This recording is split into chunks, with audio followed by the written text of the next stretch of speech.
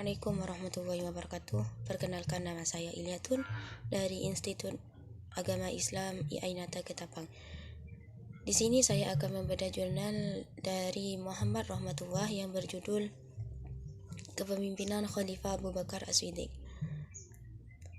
Untuk memenuhi tugas ujian tengah semester Sejarah Peradaban Islam yang diampu oleh dosen Dr. Nyai Nailun Najah LCMTHI.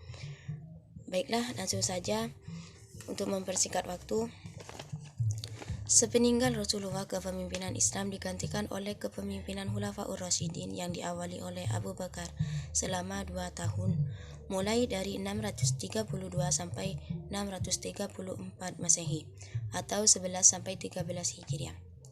Abu Bakar terpilih sebagai khalifah pertama, menggantikan peran Rasulullah dalam memimpin negara dan umat Islam.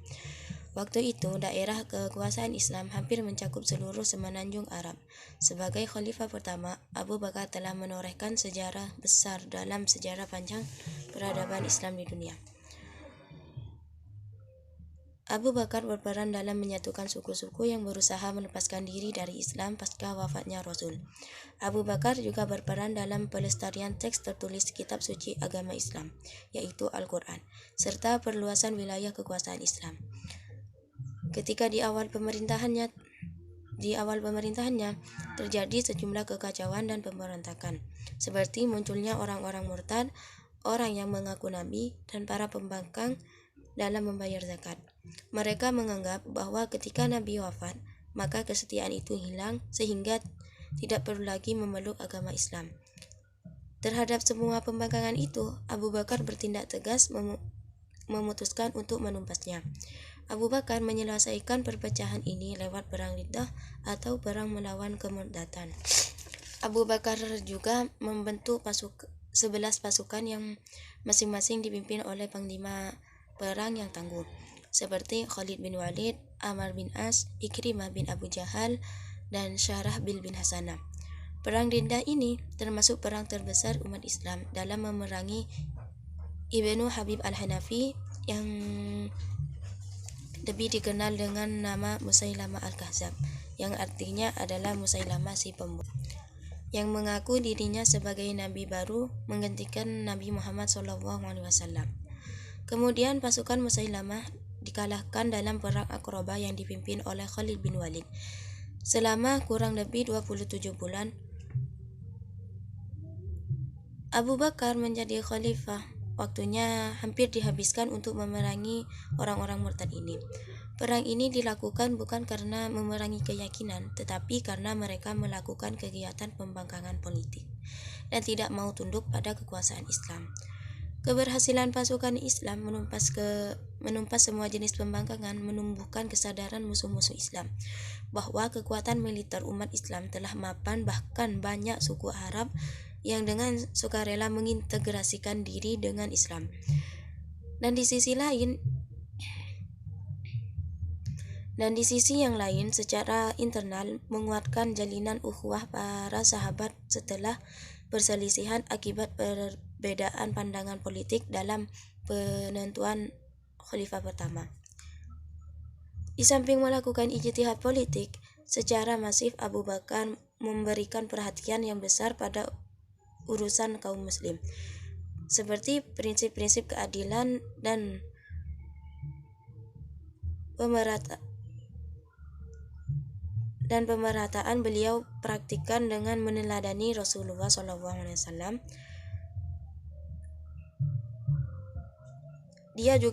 Abu Bakar juga mendirikan lembaga Baitul Al-Mal atau lembaga keuangan yang dipimpin oleh Abu Ubaidah.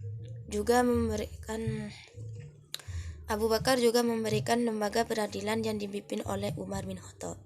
Selain itu, kebijakan Abu Bakar yang patut dikenang adalah inisiatif beliau untuk mengumpulkan Al-Quran yang sebelumnya berserakan di berbagai tempat. Dalam berbagai catatan, ada yang di kayu, kertas, tulang, dan seluruhnya. Belum menjadi dokumen yang utuh. Upaya pengumpulan ini dilakukan setelah sang khalifah setuju dengan usulan Umar bin Khattab. Setelah melihat banyaknya sahabat penghafal Al-Quran yang gugur di medan perang, di mana tugas pengumpulannya diserahkan kepada seorang sahabat bernama Zaid bin Sabit. Proyek pengumpulan Al-Quran terus berlangsung mulai dari Abu Bakar, Umar, dan sampai pada puncaknya yaitu Khalifah Utsman bin Affan. Setelah mampu menyelesaikan masalah internal umat, di akhir kepemimpinannya, Abu Bakar memandang perlu membentengi wilayah Islam dari ancaman dua negara dikuasa pada saat itu, Persia dan Bizantium, dan memperluas daerah kekuasaan dengan mengirim tentara keluar untuk menaklukkan kota Irak dan Suriah pada 634 Masehi. Abu Bakar juga mengirim Khalid bin Walid dan pasukannya ke Irak. Mereka berhasil menguasai Al-Hirah. Ia juga mengirim ekspedisi ke Suriah di bawah pimpinan 4 panglima perang, yakni Abu Ubaidah bin Jarrah, Ammar bin Ash, Yazid bin Abi Sufyan, serta Syurahbil bin Hasanah. Umat dan entitas politik yang ditinggalkan Nabi Muhammad SAW ketika beliau wafat mempunyai dua karakter, yaitu pada esensinya entitas politik tersebut tertumpu pada hakikat yang merupakan komunitas keagamaan yang terbuka bagi setiap orang yang menyatakan keislamannya.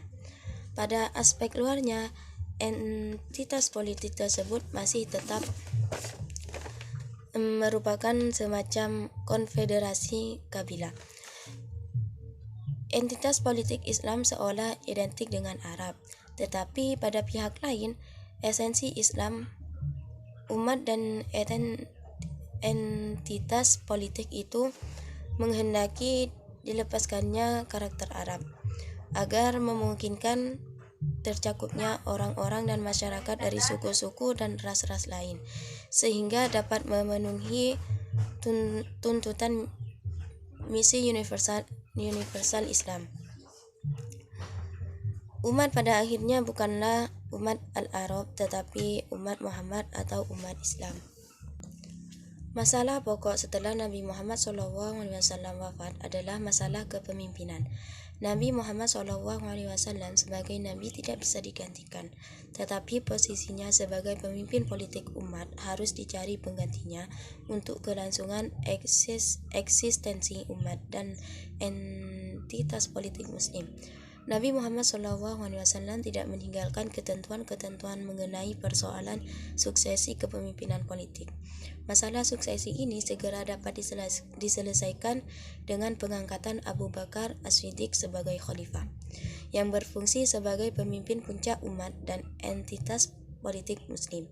Kaum muslimin segera menyatakan kesetiaan atau bai'ah kepada Abu Bakar, meskipun diwarnai beberapa ketegangan dalam pemilihannya. Dengan pengangkatan Abu Bakar, maka lahirlah khalifah, sebuah institusi politik Islam yang mempunyai sejarah yang kaya dan panjang.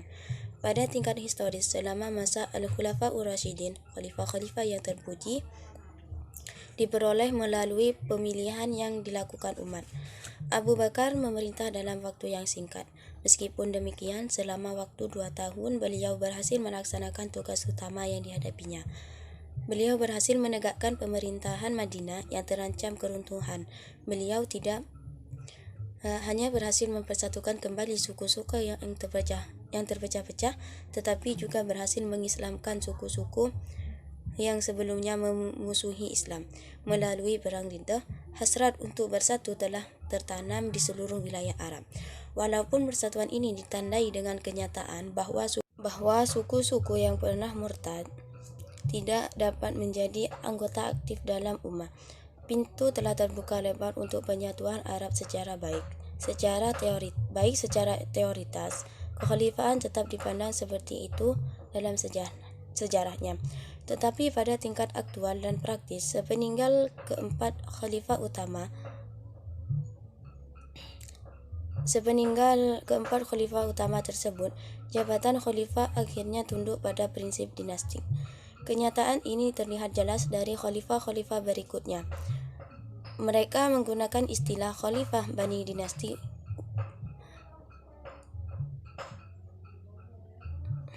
Mereka menggunakan istilah khalifah atau khalifah Bani atau dinasti Umayyah atau Abbasiyah dan seterusnya. Mungkin cukup sampai di sini saja penjelasan yang dapat saya sampaikan.